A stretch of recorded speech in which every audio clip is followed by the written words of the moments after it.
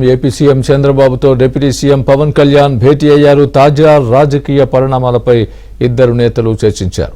పవన్ సోదరుడు నాగబాబును మంత్రివర్గంలోకి తీసుకోవాలని ఇప్పటికే నిర్ణయించిన నేపథ్యంలో ఏ శాఖను కేటాయించాలన్న దానిపై చర్చించినట్టు తెలుస్తోంది. నాగబాబు ప్రమాణ స్వీకార తేదీ కూడా ప్రస్తావనకు వచ్చినట్లు సమాచారం.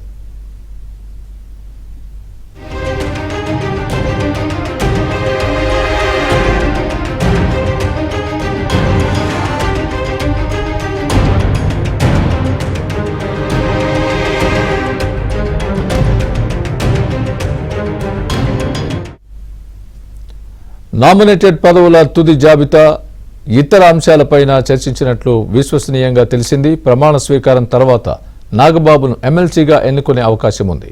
ఇటీవల జరిగిన సాగునీటి సంఘాల ఎన్నికల్లో కూటమి ఘన విజయం సాధించిన నేపథ్యంలో రాబోయే సహకార ఎన్నికల్లోనూ ఇదే తరహా సమన్వయం కొనసాగించాలని ఇరువురు నేతలు ఓ నిర్ణయానికి వచ్చినట్టు తెలుస్తోంది.